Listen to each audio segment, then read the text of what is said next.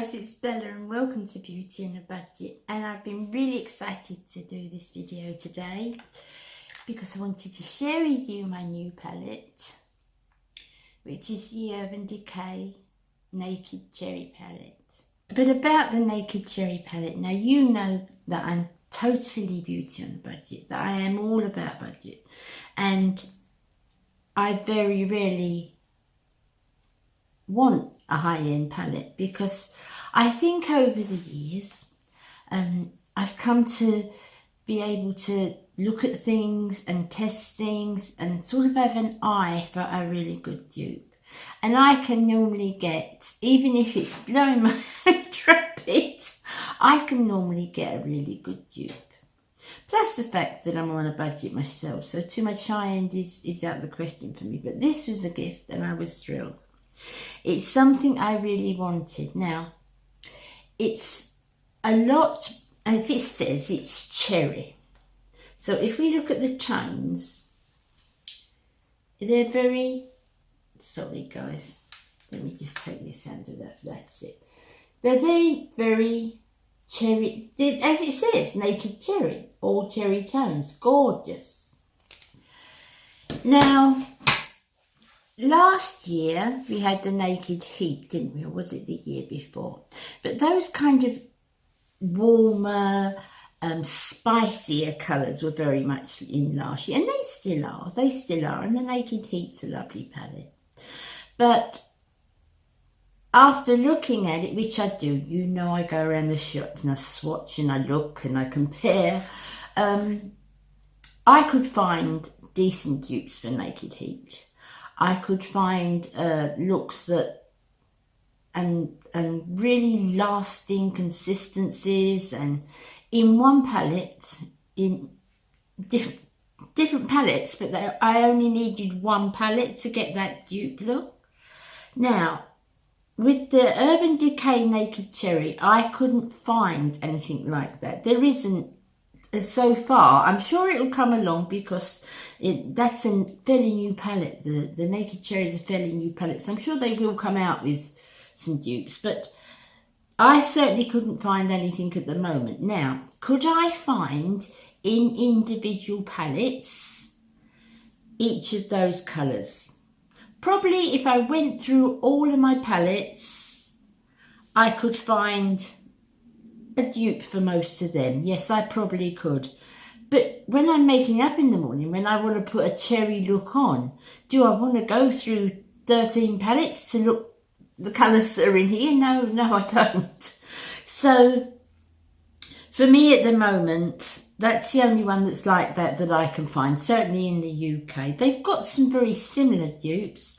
I know they've got, oh, there's a Rimmel dupe, isn't there, that's supposed to be really, really good, but that's the magenta, I think, and that's not available in the UK. But I really liked this palette, and I really like the consistency of this palette. I don't always with Urban Decay, I'll be honest with you, I don't always with Urban Decay. But with this one, I really like the consistency. Anyway, enough of my waffling. This is the look. Let's show how I did it.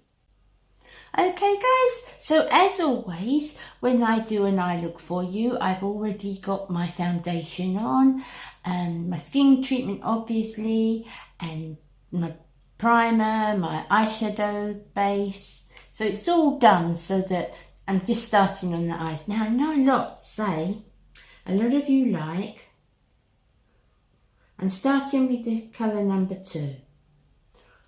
Number 2. Oh, this is what it is above. It's kind of a neutral brown. We're not going into the pinks just yet. It's kind of a neutral brown there. See all my brushes on the table, can't you? So, just a round and round windshield wiper motion, which you know I find so easy since I've got this brush. It's just so ideal for my shaped eye. Just round in the transition part of your eye, which it's just above the crease, isn't it? And why is it called transition? Well, we know that most of us, don't we? But the reason it's called transition is because you don't want one colour, especially if it's a bold look like I'm doing today, coming to a harsh end. Everything has to be sort of blended into each other, and this for me is the ideal transition shade for this palette, or whatever you was doing really. I think this is the ideal shade. So we'll do the same on the other eye. You can see better with that, can't you guys, because I'm just back and forth like this, back and forth.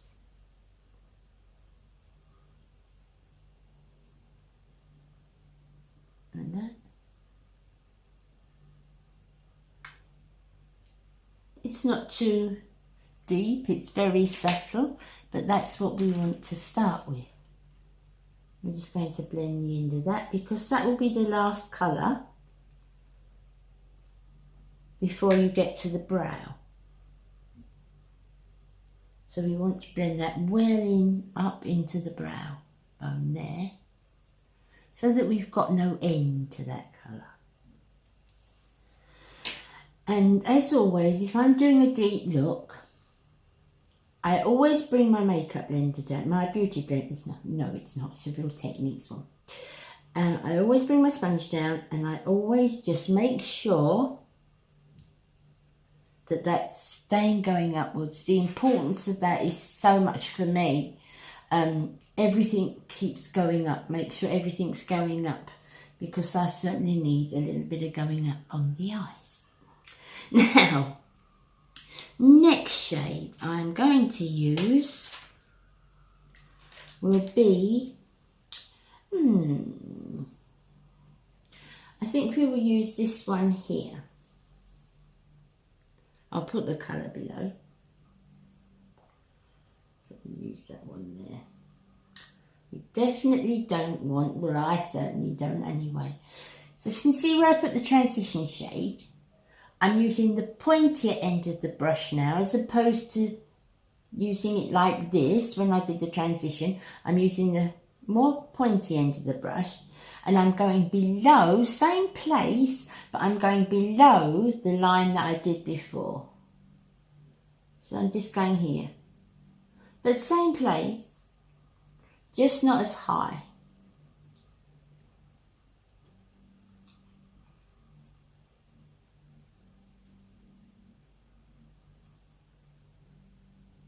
But blending it exactly the same.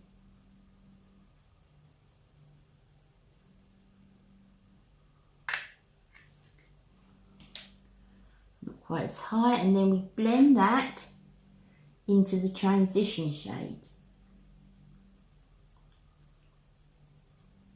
As I said, I'll list every colour I'm putting and I will list for you. So you can see, I'll list it above. Plenty of blending. Keeping that upward movement all the time.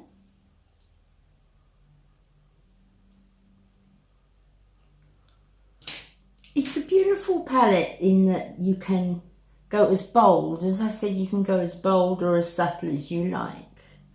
I'm not doing a too bold a look today because I want to kind of keep those more for Christmas looks for you. So we keep that, sorry guys, same place as we did before, around here like this. Keeping the round motions and not going on the lid and not going too high into the transition colour. And then we're going to blend that into the transition colour.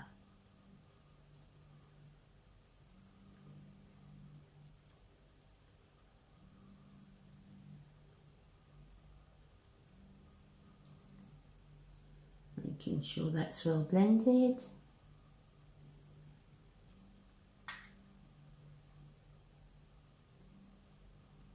And cleaning up any bit that may. So next we're going to work on the outer V. And for that I'm going to use this one here.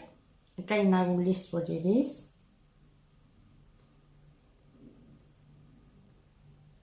And outer V is literally as it says, not right into the crease, a V,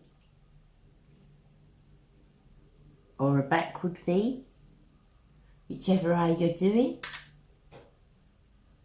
So that's set like that, just that V, and then we want to come slightly up, making sure that comes slightly up,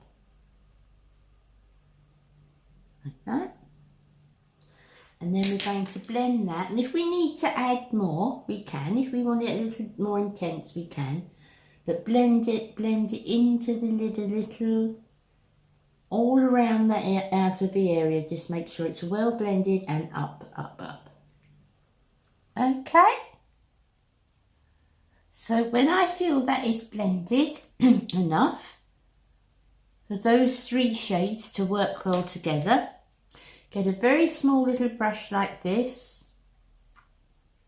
This is a Real Techniques one, and I get the darker colour that I was using, and I want to go right next to the lashes underneath, about 2/3 of the way along, and then I want to come up as if I was doing a wings liner. So underneath and up. Blend that in there. I'll do the same the other side. Underneath, in between the lashes, and then up as if I was doing a wing liner. Like that. Keep that in that corner there. And then we want a smaller blending brush, this one, and we just want to blend that. Actually, that's not too, need something a bit softer than that, this one. And just blend that underneath so that it's not harsh colour. And then another softer brush and blend again, so that it's not too harsh. Keeping that corner up.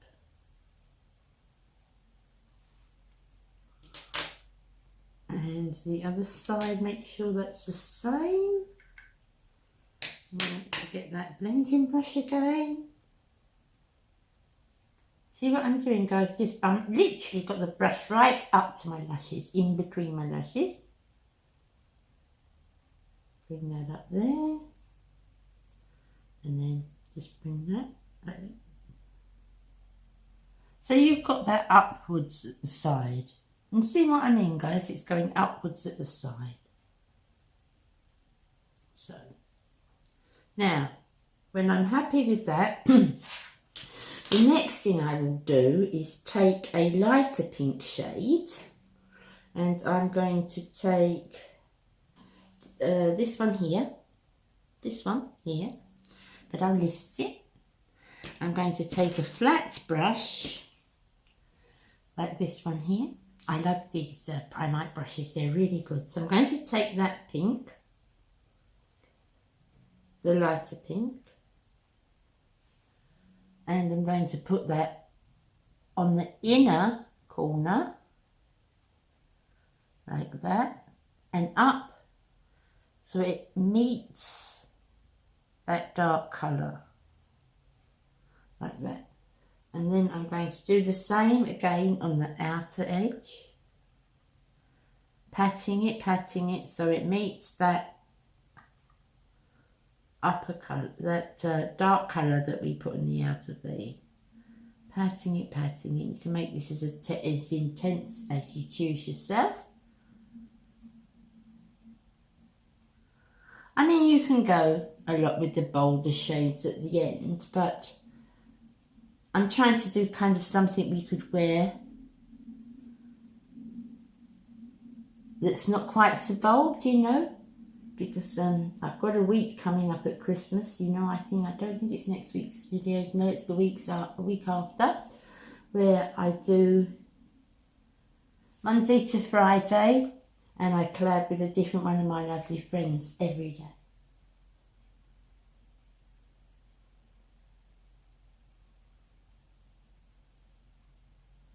So outer again, making sure that's well patted, and on the corner like that. Now I've got a primer. It's a coloured primer. Well, it's a Lorac one, but it's a skin flesh tone one, and I've put that right through here, and that's made quite a nice inner corner highlight. So I don't need to make, for everyday use, I don't need to bring that out anymore. I just want to make sure that that's well patted into there.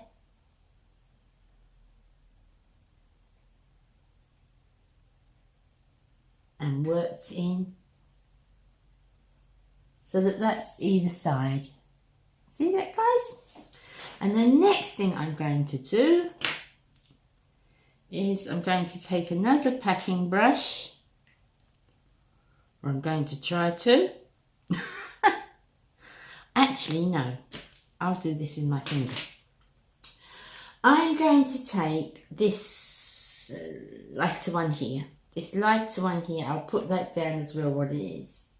So we're going to, it's very creamy. And then this will go just right in the centre of my lid, in between those other two shades. So just in the centre, work it in with your finger. I honestly think that highlighted shade on eyeshadow is best done with the finger. Probably not that one, but that's the one I always use. I think you're supposed to use your ring finger, aren't you?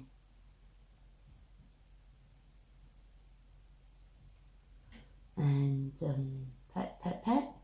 So that's just in the centre. Now you could go with the brighter pink, but I'm not doing such a heavy look today. I mean, obviously, I've done it enough for you to see. In the centre between those other two shades. So we didn't do just an outer V and put this light all over the lid this time. We did more of a, is it sunset, sunrise they call it? So that the dark is inside and outside. And you've got the lighter colour in the middle, making sure it looks the same both sides. And then when you've done that, one final, make sure we're well cleaned up, no fallout, which there isn't with this particular palette. I've had it with Urban Decay, but this particular colour, no, I haven't got it so far, not with the colours I've used anyway.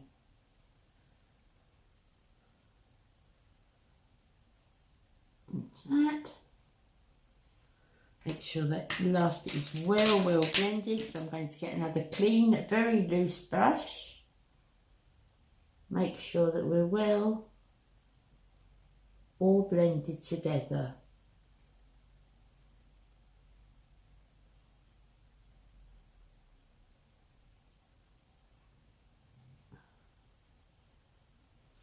Okay. So I'll go and finish my makeup and I'll be back with you. It's nice, wasn't it? Easily done, very easily done, and you can see how easily they blend and how simple they are to put together. So that will be a big winner for me over the holidays.